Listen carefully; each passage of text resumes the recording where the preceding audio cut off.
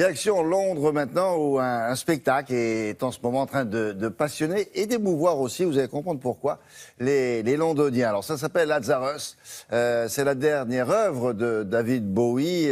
Loïc, alors, c'est une comédie musicale, c'est aussi un hommage, mais est-ce que c'est pas un peu plus que ça aussi? Bonjour.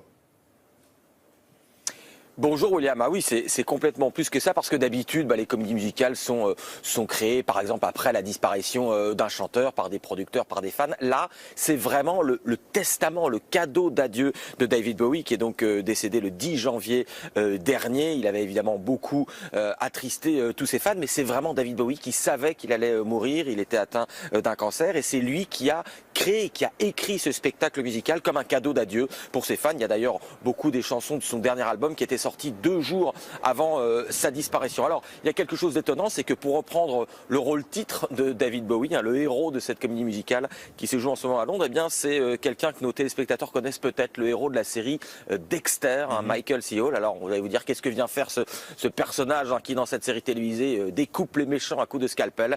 Eh bien, vous allez le comprendre en regardant ce reportage réalisé par Alice Derbaumet et Camille Soligo. Les fans de la série Dexter le reconnaîtront à coup sûr.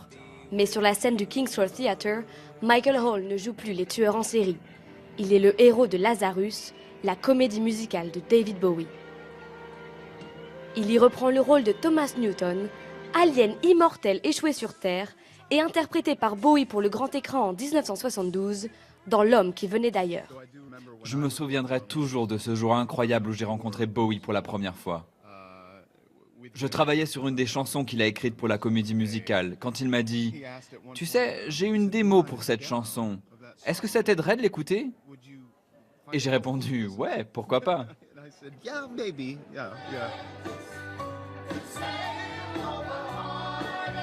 Coécrite par le chanteur, Lazarus s'est depuis sa mort transformé en un hommage à son génie.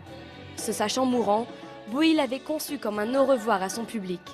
Après un carton à New York, Lazarus s'installe pour 3 mois dans sa ville natale.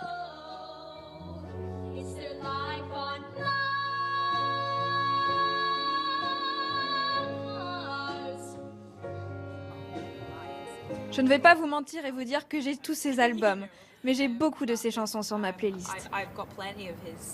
Jouer dans Lazarus a été super pour moi. Ça m'a permis de découvrir des titres que je ne connaissais pas. C'est dans un théâtre flambant neuf que les Londoniens découvrent le cadeau d'adieu de Bowie. Et à la fin de la représentation, ils sont unanimes. Je suis encore émue. On a pleuré. Franchement, je n'ai jamais vu ça. Tous les acteurs étaient incroyables du début à la fin. J'en tremble encore.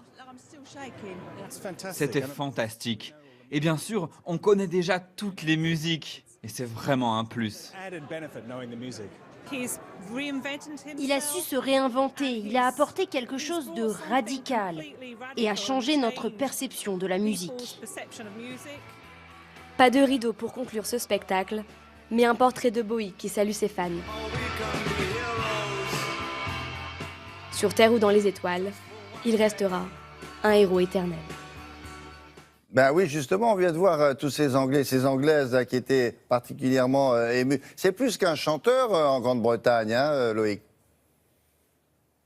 Ah oui, William, David Bowie a été régulièrement classé parmi les artistes les plus influents de l'histoire, parce que aussi il chantait mais il peignait. Alors c'est toujours difficile de faire des classements, mais enfin on peut très clairement dire que David Bowie est dans le panthéon absolu de la musique britannique, qui a quand même donné quelques grandes voix ici. Dur de faire des classements, mais enfin on va dire il est dans le top 3, top 5 avec les Rolling Stones, les Beatles et puis peut-être Queen et Pink Floyd. Mais voilà, on est vraiment dans cette gamme-là. Une carrière qui a duré quand même 50 ans. 50 ans, c'est énorme. Juste quelque chose pour vous montrer à quel point il a marqué l'histoire britannique. Vous le voyez peut-être en ce moment sur votre écran. Ce sont des images de 1972 d'une émission très très célèbre qui s'appelait Top of the Pops sur la BBC. Et c'est ce jour-là, ce soir-là, les Britanniques ont découvert le style de Bowie avec son maquillage, cette coiffure, ses tenues androgynes. On ne savait pas trop s'il se présentait comme homme ou femme. Ça a complètement choqué et en même temps étonné les Britanniques. Cette image-là est vraiment restée gravée dans la mémoire de tous les Britanniques et ça allait effectivement devenir un chanteur et un artiste qui les a marqués pour plusieurs générations.